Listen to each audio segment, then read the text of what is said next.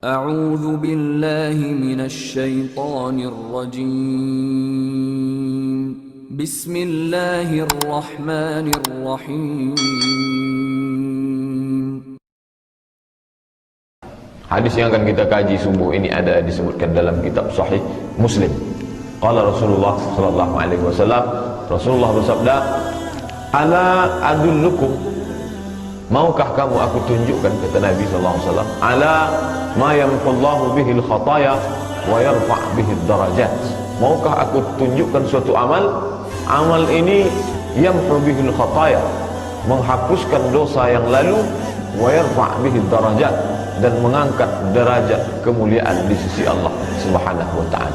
Tentulah ucapan ini sesuatu yang amat sangat diharapkan oleh para sahabat Nabi. Kita tahu sahabat Nabi ini mereka hidup tak hanya bergelimang, berkubang dosa.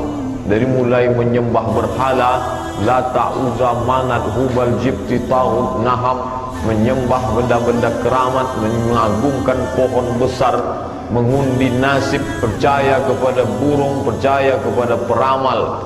Ini dosa kepada Allah Ta'ala, mempersekutukan Allah. Ditambah lagi dosa minum khamar, berzina, berjudi, ghibah, namimah, belum lagi dosa angkuh, sombong, semualah, membunuh orang. Ada mereka yang habis usianya untuk berperang, saling bunuh, membunuh dan lain sebagainya. Ini pekerjaan-pekerjaan orang kafir Quraisy dan Arab pada umumnya. Ketika mereka masuk Islam, maka yang mereka inginkan adalah membersihkan diri di hadapan Allah Subhanahu wa taala.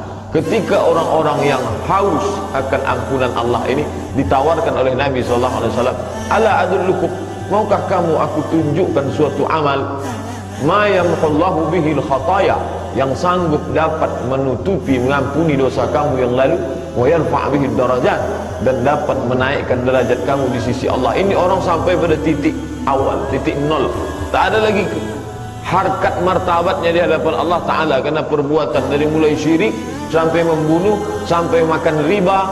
Riba memang sudah pekerjaan mereka, bunuh membunuh memang sudah profesi mereka. Maukah kamu aku tunjukkan ala sesuatu ma yamhullahu bihil khataya, amal ini bisa menutupi, mengampuni dosa kamu masa lalu kamu yang begitu hitam kelam, wa yarfa' bihid darajat, tak hanya sekedar masa lalu tapi untuk masa yang akan, yarfa' bihid darajat, dan mengangkat derajat tingkatan di hadapan Allah Subhanahu wa taala. Maka apa jawab sahabat? Qalu, mereka menjawab, "Bala ya Rasulullah, ya, kami amat sangat menginginkan itu." Apa dia amal yang dapat menutupi dosa masa lalu dan mengangkat derajat kami di masa yang akan datang? "Bala ya Rasulullah, kami ingin mendengarkan itu." Apa dia ya Rasulullah? Maka Rasulullah pun menyebutkan beberapa amal. Dalam hadis ini ada 3 amal yang disebutkan Nabi SAW. Inilah yang akan kita kaji insyaAllah beberapa menit ke depan. Yang pertama kata Nabi SAW, isbaghul wudu' alal makari. Isbagh, menyempurnakan. Itmam, makna kata isbagh, isbaghul wudu' alal makari, menyempurnakan wudu'. Kapan wudu' itu disempurnakan? Alal makari, pada saat-saat tak menyenangkan. Makari, kita selalu menyebut makruh, bentuk jamaknya makari, sesuatu yang tak menyenangkan. Kapan itu? Pada saat kondisi musim dingin, yang sangat dingin. Ketika dingin orang takut menyentuh air. Isbaghul wudu', wudu' tetap sempurna alal makarih, pada saat kondisi yang tidak menyenangkan. Kondisi tak menyenangkan ini sifatnya umum. Bisa jadi saat musim dingin, tapi kita tak ada musim dingin. Bisa jadi saat orang tergesa-gesa, maka tak jarang kita tengok orang wudu'nya sembrono saja, sembarangan saja. Banyak anggota wudu' yang tak terkena air, tapi karena mau cepat-cepat tak lagi memperdulikan. Apa makna wudu' ini? Wudu' maknanya adalah al-hasan. Jadi padanan kata wudu' hasan. Hasan artinya baik. Mengapa disebut wudu' itu baik? Karena banyak kebaikan di dalamnya. Makna lain dari kata wudu' adalah an-nazafah.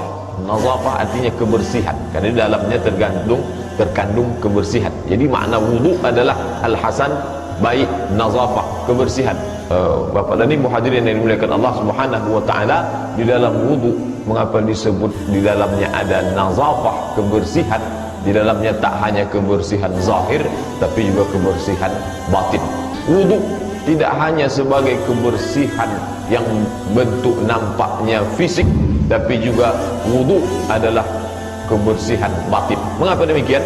Karena dalam hadis disebutkan orang mukmin yang berwudu, seorang muslim yang berwudu, maka disebutkan dalam dua hadis. Satu hadis riwayat Muslim, satu hadis riwayat Nasa'i, kharajat minhu khatayahu.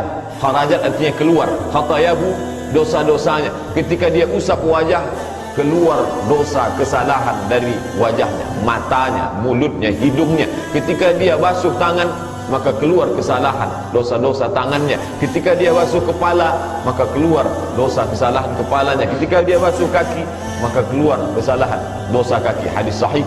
Oleh sebab itu ketika orang berwudu, maka sesungguhnya dia tidak sedang membersihkan bentuk fisik zahir, kotoran yang tampak saja, tapi juga dia sedang membersihkan penyakit, dosa, kesalahan batin yang tak tampak oleh mata, yang pernah dilakukan. Itulah makanya Nabi katakan, aku tunjukkan suatu amal kepada kamu, dapat menutupi, mengampuni dosa kamu yang lalu, dan menaikkan derajat tingkatan kamu di sisi Allah Subhanahu wa ta'ala. Bapak dan Ibu yang dimuliakan Allah, seandainya Nabi Muhammad itu lahir di tepi sungai Nil, lalu ada ibadah dalam agama itu menggunakan banyak air, sampai yang wajibnya saja 5 kali satu hari, belum lagi kalau dia tambah ibadah sunat, belum lagi kalau dia solat duha, ditambah lagi solat tahajud, solat witir, solat tasbih, solat sunat isyraq, solat mutlak, qabliyah, ba'diyah. Ini membutuhkan amat sangat banyak air. Seandainya Nabi yang membawa Islam ini lahir di pinggir sungai Nil, kita tak berasa begitu heran. Tapi Nabi Muhammad SAW lahir di tanah suci Makkah, kemudian pindah ke Madinah, ke tempat yang sulit mendapatkan air. Orang yang paling kaya zaman Nabi itu adalah orang yang punya sumur, karena air waktu itu dijual mahal. Bahkan sampai sekarang pun di Arab Saudi air lebih mahal daripada bensin. Apa maknanya? Bahwa agama ini datang bukan dari produk lingkungan tempat tinggal Nabi SAW, tapi agama ini datang dari mana? Dia datang dari Allah Subhanahu wa ta'ala. Seandainya agama itu datang buatan seorang manusia bernama Muhammad yang tinggal di gurun pasir tandus, tak ada air, pastilah ibadah yang dia buat tak banyak menggunakan air. Tapi mengapa ibadah ini justru menggunakan air? Dari mulai wudunya sampai taharah bersucinya, sampai mandinya menggunakan air, menunjukkan bahwa agama ini datang dari Allah Subhanahu wa ta'ala. Bapak dan Ibu hadirin yang dimuliakan Allah, umat yang paling bersih di dunia ini adalah umat Islam. Mengapa? Wajibnya saja dia membasuh telapak tangan, kedua tangannya itu 5 kali sehari, di samping wudu-wudu sunat untuk yang lain. Apalagi kalau dia memang melazimkan diri untuk selalu dalam keadaan suci, maka dia akan selalu berwudu. Umat paling bersih itu adalah orang Islam.